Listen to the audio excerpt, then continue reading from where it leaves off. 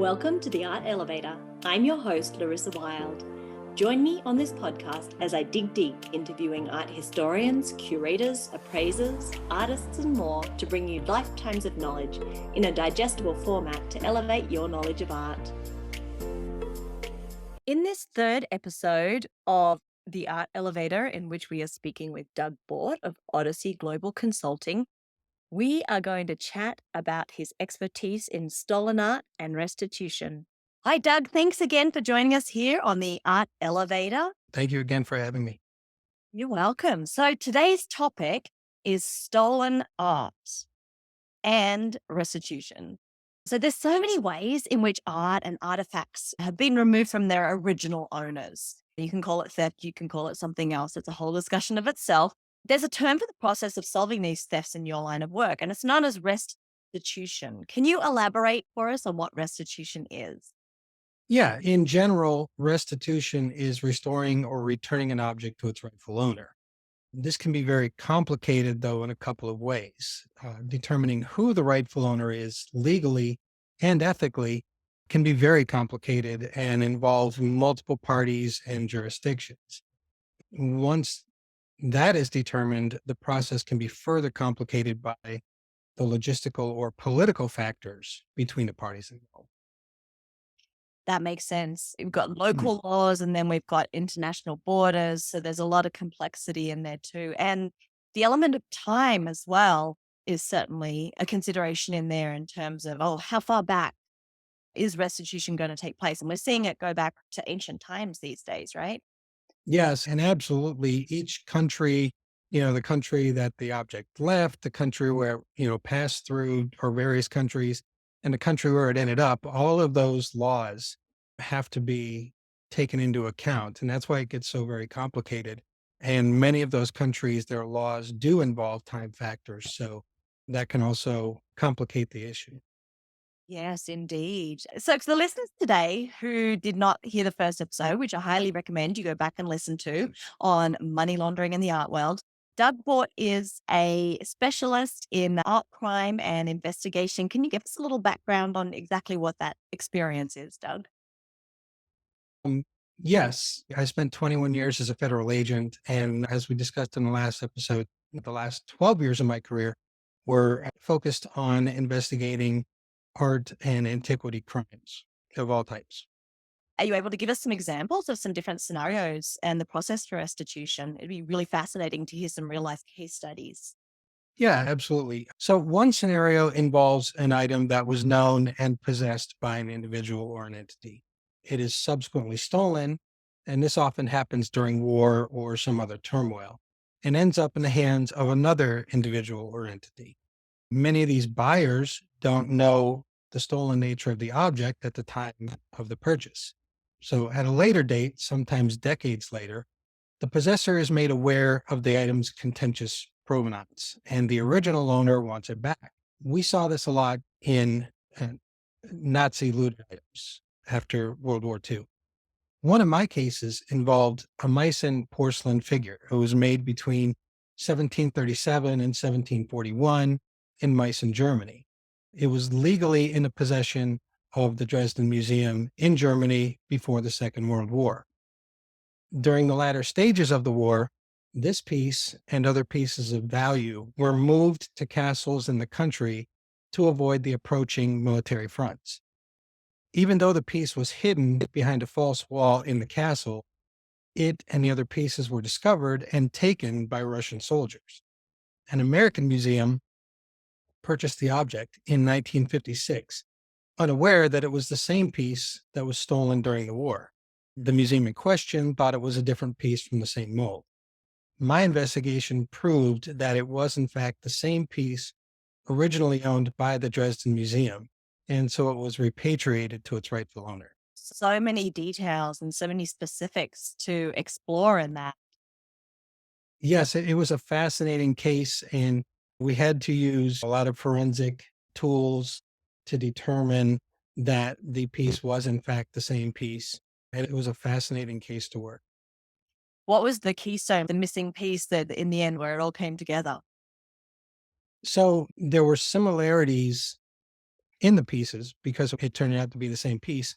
But there were also slight differences in the pieces. And those differences had to be examined and we had to figure out why. So it was really due to repairs that were made after the stolen piece was sold to a dealer in Europe and ended up in their hands. They made repairs to this piece that made it appear a little bit different from the original piece. So our forensics showed those repairs and portion of why they were made. But the biggest detail that proved that it was the same piece were the fire cracks. Fire cracks in these old porcelain pieces are like fingerprints. You're not going to have the same fire cracks in the same locations between two pieces, even if they came from the same mold. So we were able to use detailed photographs that were taken of the piece before its theft and compare those with the fire cracks on the piece in front of us and determine that it was the same piece. Oh gosh, isn't that so interesting? The fingerprint of art in the stream of evidence. That little piece is really interesting. Do you have any other examples? Yes. So a second scenario might involve objects that are looted. They're taken straight from the ground. So they were never documented in a collection, never known, and never published. If the country involved has good national patrimony laws asserting ownership of all the artifacts of a certain type, whether they're previously discovered or not, they can legally claim ownership of those items. So another one of my cases involved an Etruscan vessel that was looted from a tomb in Italy in the late 1970s. Because Italy has such good patrimony laws, the item was given a false provenance dating back to before the laws were enacted. This piece was purchased by an American museum from Gianfranco Becchina in the 1980s, before his subsequent arrest and conviction for selling looted and stolen artifacts.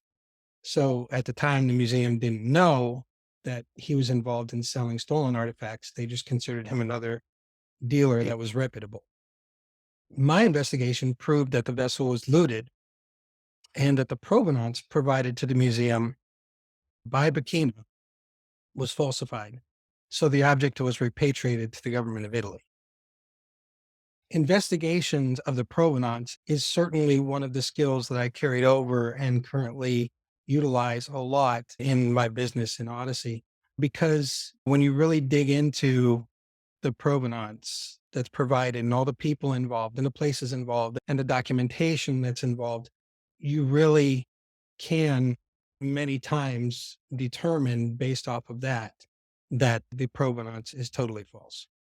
And the more you see these cases, I'd imagine you see patterns and how to see those gaps and understand when things don't line up and what's a red flag. Yes, it's all specialty knowledge, and experience that I've gained over the years of working these cases. It definitely helps to have all that knowledge when you approach a project like that. Definitely. Now, do you have a third example for us?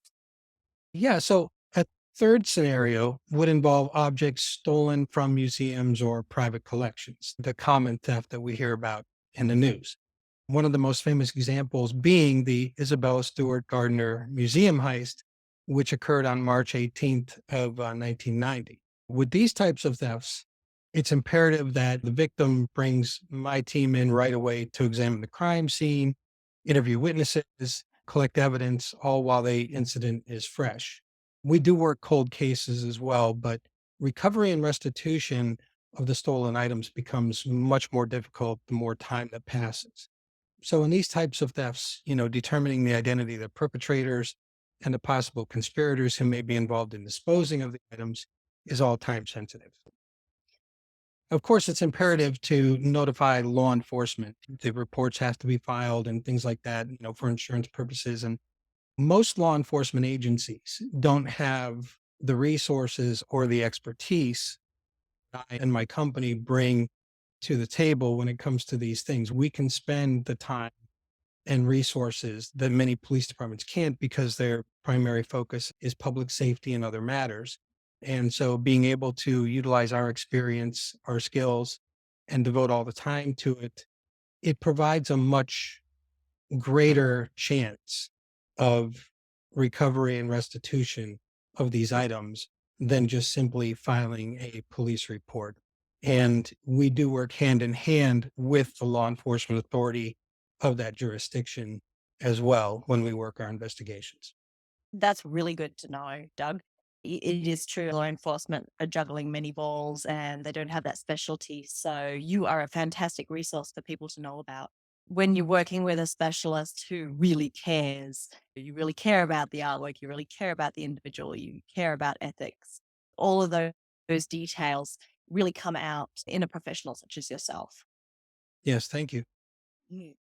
So, question for you here on what is it like to go undercover?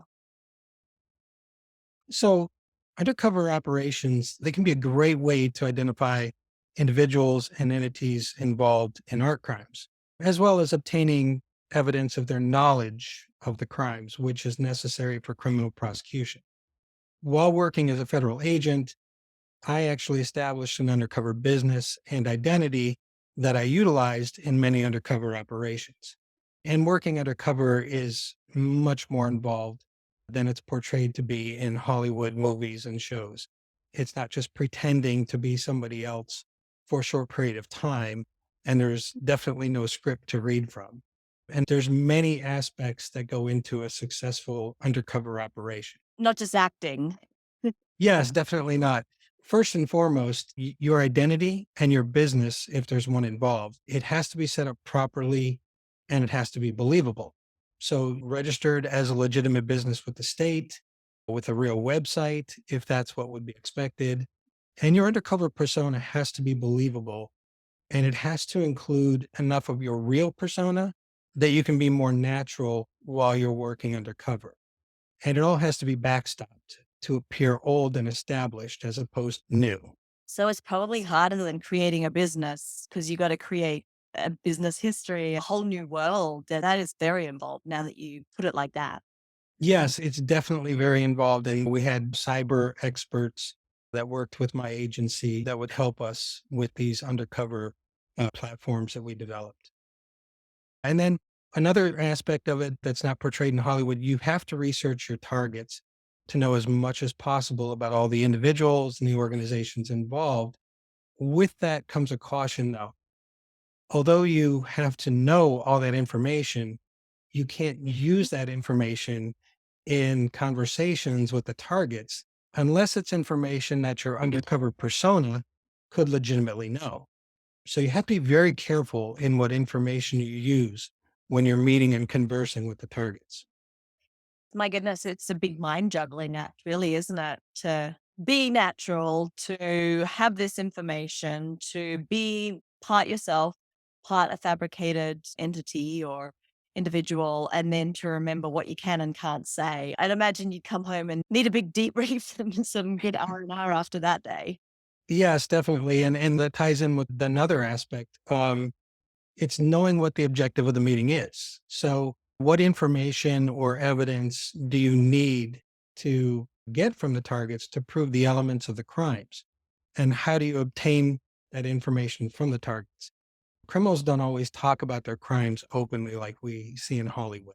So, as an undercover, you have to use subtlety and charisma to steer the conversation to where it needs to go without being pushy or without doing something that would be considered entrapment. All those things have to be taken into account as you're thinking and acting on the fly with this conversation and this incident that's going on. And in addition, most undercover operations are conducted with backup people for safety and also utilizing technology to obtain the video or audio evidence to prove the crimes in court. It's not enough for an undercover agent to say he or she was there and this happened or this was said. Juries want to see proof.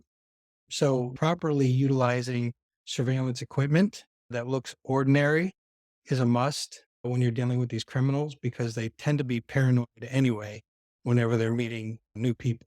So you've got to have some pretty tough negotiation skills in there too. Yes, just have to constantly be thinking about the objectives and what's happening, but also where does this need to go from here?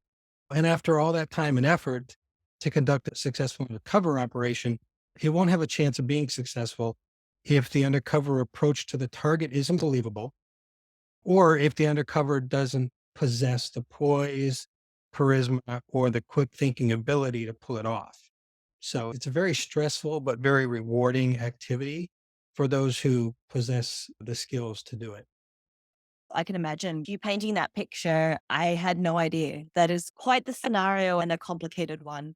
I can't go into great deal about the platform that I used because it is still being used by the agency as far as I know after I retired. It was the only one of its kind in the agency. It was very rewarding to create the platform and conduct the undercover operations, create my persona, get my undercover identity all tied up, and to be able to actually use it in investigations to assist us in prosecuting some of these people. I just wish everyone would do the right thing and just not steal stuff. Yes, that would make things a lot easier. Well, this was so very interesting. And I know that I could have this conversation for hours because I know that you have so many interesting stories. We're going to wrap it up here for today. Thank you so much for being with us today on the Art Elevator, Doug. We really appreciate your stories and you sharing your time and expertise. Yes, thank you so much for having me. Thanks for joining us on the Art Elevator today.